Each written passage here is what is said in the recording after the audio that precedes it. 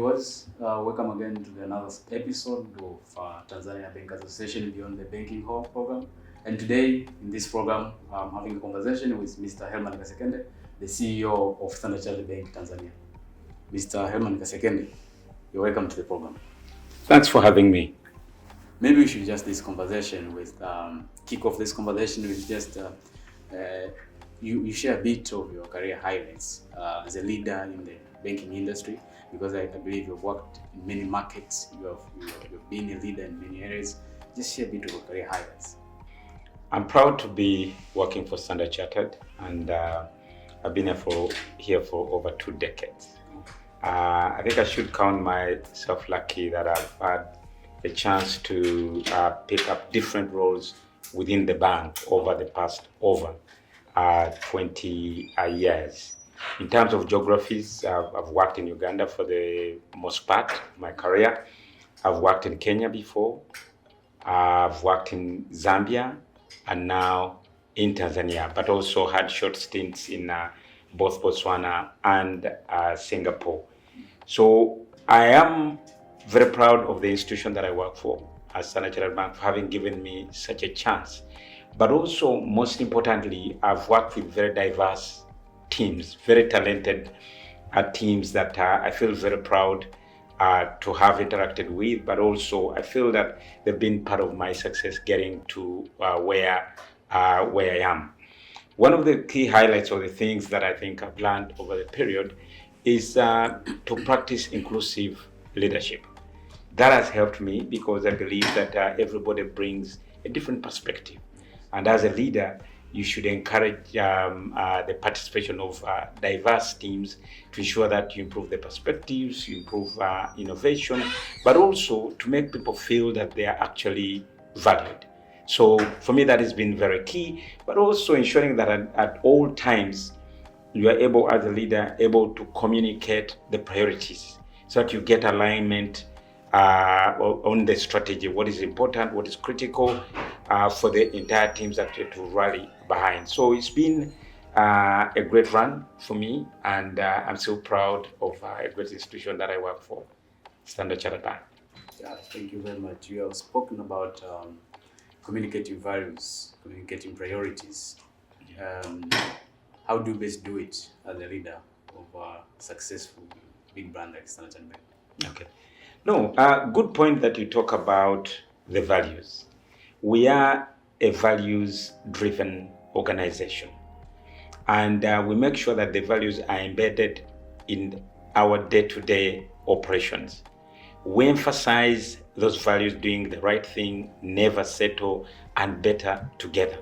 So we communicate that very elaborately in all our interactions with members of staff, in town halls, in other meetings, but also recognize and value those people who actually live the values every day. So we do carry out sessions or you could say events where we ask the rest of the staff to actually nominate the people that they feel that have lived the values. And we do recognize them every now and then in terms of our regular interactions. But in addition to that, we ensure that the leadership of the bank ourselves, that we actually live these values and role model them as a way of ensuring that this percolates through the entire organization. Oh, that's very good. So it's a teamwork also. That the team becomes more connected. Now, how do you ensure that the staff, the resources that you work with, remain motivated to deliver for the institution? That's a very good one. One of the things that I've learned over the period is to engage and ensure that there is wide participation in terms of the ideation. When we are coming up with our plans for the year or the corporate plan for the 3 years or 5 years that we are looking at, we try to make sure that there is inclusivity of the entire bank. So we seek for views, we share our vision with the wider teams, and ensure that there's participation from the grassroots all the way up to the leadership. Now, it's also incumbent it's incumbent on the leadership to make sure that the messaging to the staff actually emphasizes the key priorities of the bank. And every now and then we make sure that these priorities, whether in town halls or performance reviews or in governance committees that we have, that these are re-emphasized to ensure that there is alignment. So in terms of our priorities as a group, it is very clear and everybody knows that amongst our strategic priorities, number one is leveraging the value of the network. We are a network business and we bring a lot of value to our clients, to the governments where we work, because of the strength that we carry from the network. We are also a wealth manager for the affluent clients in many of our markets. In addition to that, we also are very clear in terms of driving digitization as a key priority, in terms of migrating from manual transactions to the digital channels. And we've done pretty well with our clients as a bank. But also we promote sustainability, or sustainable finance for that matter. So we make sure that our priorities are well communicated and fairly understood by all staff. Yes, thank you very much. I've had a lot of, you've mentioned quite a lot of interesting areas. The question of inclusion, inclusivity, and all these kind of things. It's very interesting that you're one of the bank that has a well-balanced, so to say, or diverse human resource team.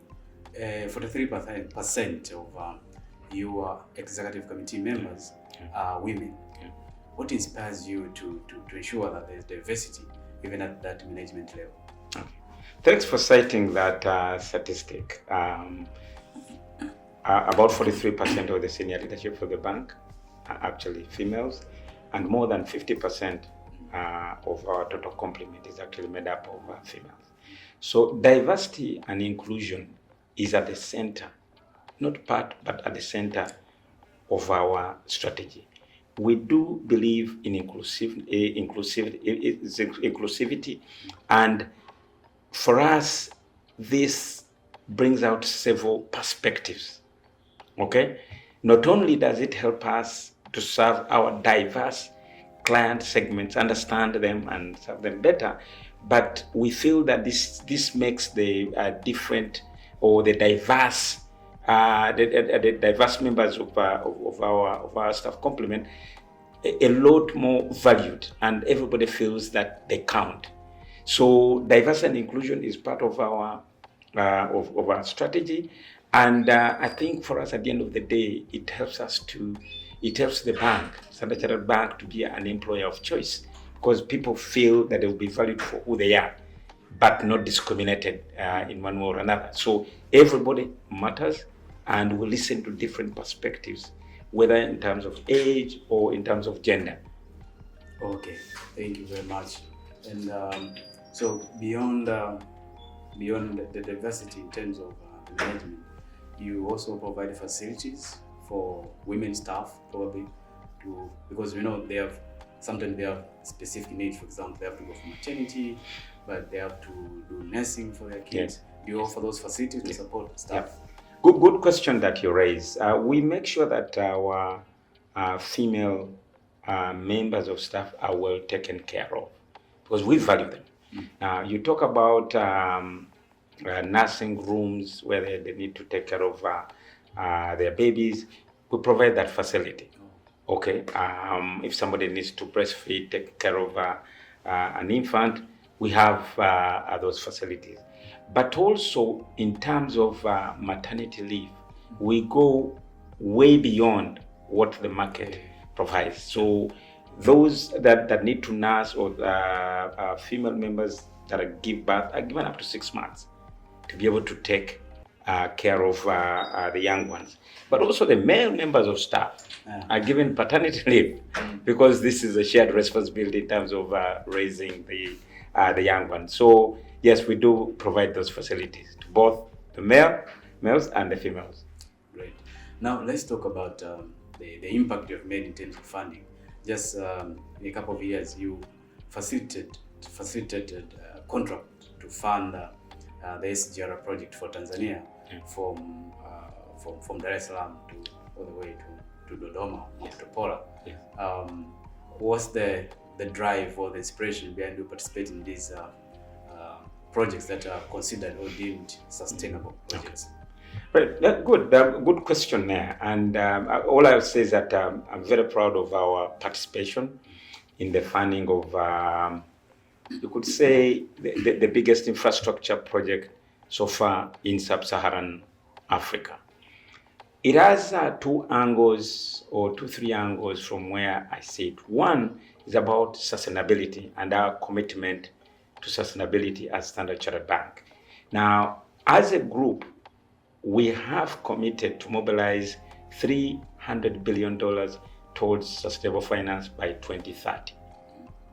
How are we doing as a scorecard? Between the beginning of 2021 and where we are today, we've so far mobilized more than $100 billion in terms of sustainable finance as a group. So we've got commitments in terms of long-term commitments in terms of sustainable finance, but also we've got commitments in terms of our own operations, in terms of our carbon footprint, in terms of, for instance, discouraging the use of plastics in the offices, use of solar panels in our buildings, and also recycling water.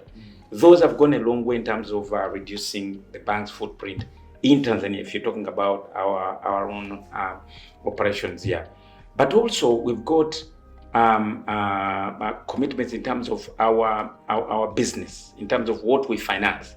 And for us, the standard gauge rail then fits squarely in that commitment we've made. So we're very proud because this is a project that is dependent on electricity, other than the use of fossil fuels. So it reduces the carbon footprint. It will reduce the carbon footprint in Tanzania, but also in addition to that, it's got another angle in terms of increasing connectivity within Tanzania and fostering or boosting trade and transportation within the country. So we are very proud.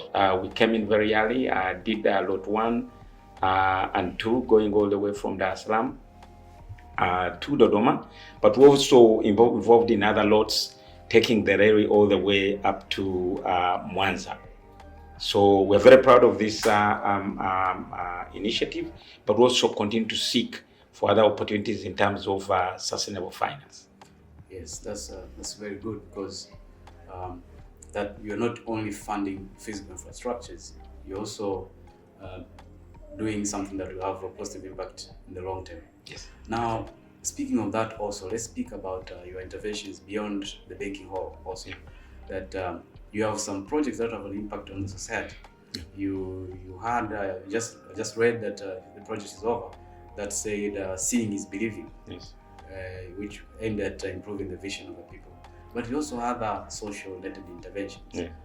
Can you speak about them and what the inspiration behind the bank get into this? Okay.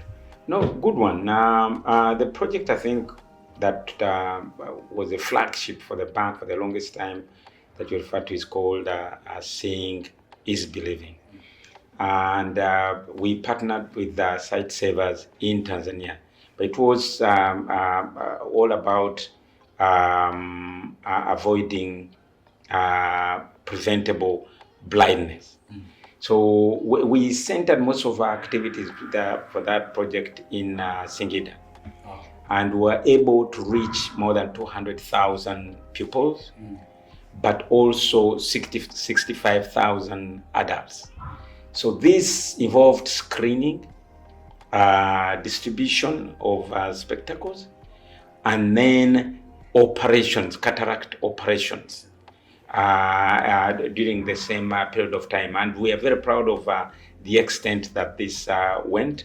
And also several eye health centers were set up, about 5-6 centers were set up in Singida. But overall in the country, it raised the awareness about eye health.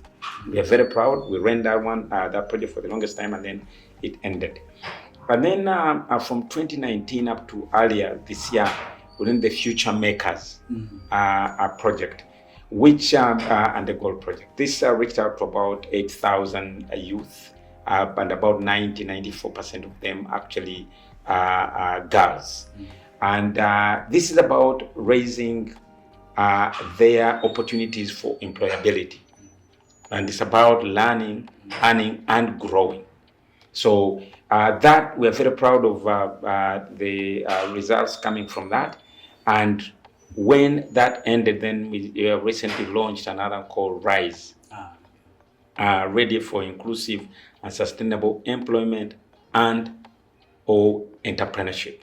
So this is still meant for youth, in terms of those that have got disabilities and the others.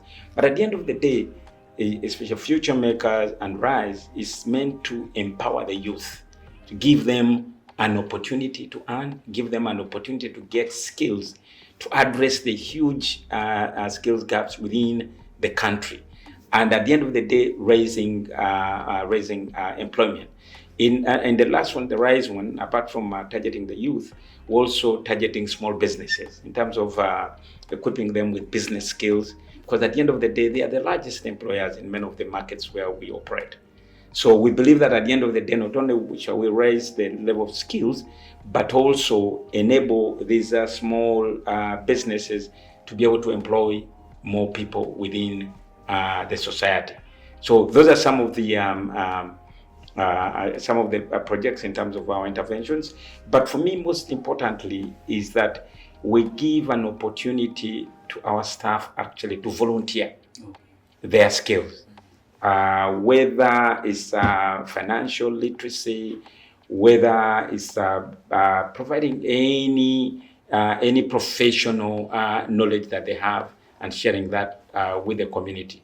So they get involved. Not only do we put money on the table, but we also bring our staff out to volunteer. Yeah, that's very good. That's very good. Thank you, sir.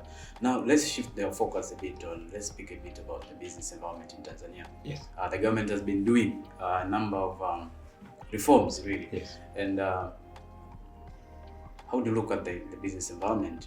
And because we have to have that which is conducive for not only domestic players, but also the foreign investors as well. Yes. Okay. So overall, I would like to start by crediting the government for promoting business-friendly, private sector-friendly reforms or policies in the country. These have led to a more stable macroeconomic environment. We've got inflation well managed, quite benign, at about 3%. We've got interest rates fairly stable and providing a chance for us to extend more credit to the private sector. But in addition to that, I think Tanzania is still an icon in terms of debt sustainability within the sub-Saharan Africa markets. So those, and plus, of course, the stability of the currency, have gone a long way in providing a stable macroeconomic environment. And for that, I give a lot of credit to the government, the central bank, and other actors. But in addition to that, we've had some very positive reforms in terms of encouraging investments, foreign investment flows, plus the domestic. So all those are premised on policies that promote the private sector. So some of these are promoted by the Tanzania Investment Center, trying to make sure that registration or the inflow, the incoming of investors, whether they are domestic or they are foreign, that they find a one-stop shop, okay? Such that at the onboarding the process is much easier. So those plus continuing policies or stable reforms in kind of promote or boost investments, because they boost certainty. So a lot of work is being done. At the same time, there's more that can be done to make sure that we encourage a lot more investments coming into the country, but also we encourage the citizens to do repeat investments. Okay, so what are we doing as a bank? For us as Standard Chartered Bank, we use our leverage. One, the period that we've been here, our knowledge about Tanzania, which spans more than 100 years, but also our presence in the Middle East and Asia, plus also Europe, to make sure that we do our role of being the connecting bank. Okay, we've got expertise and presence in areas which have got pools of capital, but at the same time, we are present in countries that need investment. So we act as a bridge. Standard Chartered Banks looked at as a connecting bank for those that have got pools of capital, and then encouraging them to move here, because we are known to each other from where they reside, and plus also Tanzania as a destination. So that smoothens the process. But in addition to that, our other contribution in terms of helping trade and reforms is trade finance. Okay, there are lots of flows coming from Asia into Tanzania, Middle East into Tanzania, and then other corridors. So we promote trade finance for our corporate clients, both the large corporates and local corporates for that matter. But also what we talked about before, syndicating or making sure that we provide that bridge for infrastructure financing, like we did for the Standard Gauge Rail and other infrastructure projects in the country. So we're very proud of that. And probably the last one is to provide correspondent banking for other banks in Tanzania. And for that, we are very proud of the role we play in terms of giving access to other local banks in terms of the dollar clearing, so that they are able also to facilitate trade finance within the country. Yeah, thank you very much. And because you've been here, the bank has been here for more than has a very long history, more than 100 years. Yeah. It just depicts the belief, or rather the trust that the bank has in this economy. Trusted by the people, but the bank believing that this is a great market to be. Yeah. And you have talked about how the banking industry in general should be leveraged as a facilitator also of the economy. Yes. Now let's speak about just a highlight of the achievements you have made in these many years of operating in Tanzania. Okay. No, very, very good. We are very proud of our history in Tanzania, and Tanzania continues to be a key market, a key focus market for the group. Like I said, we are very proud in terms of connecting pools of capital and destinations where capital can be used, and we continue to play that role very actively. But some of the things that we've been that you can talk about that over the period of time are probably in the area of innovations. We are amongst the first banks to bring automatic teller machines. Now they are everywhere, but we are very proud of having brought such an innovation. But also in terms of digitization, in terms of providing online banking, we are a pioneer in that space. And we continue to digitize, we continue to look for all those opportunities to utilize emerging technologies to bring convenience to our clients, but also to improve the efficiency, okay, in banking, which has now that kind of pioneering in terms of use of technologies has helped to integrate banks, commercial banks, and telecoms, which have increased the reach of financial services in the country and promoted the inclusion, financial inclusion agenda in the country. Earlier, I did talk about the financing of diverse or Projects. large projects in Tanzania. We're very proud of that, and we'll continue doing that in whichever way or we can to become a partner in terms of the sustainable development of the country. In addition to that, it's something that we don't talk about often is the development of talent. And if any country is to grow, there has to be a promotion of skills, a promotion of talent.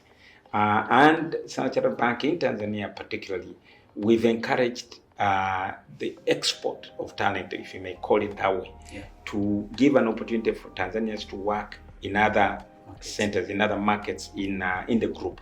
And we've got more than 17 Tanzanians who have taken up roles within the group. And that I think for me helps to raise the flag for Tanzania. It grows the skills base, and later, if they wish, they can come back and take up responsibilities within the bank, or they can stay within the group.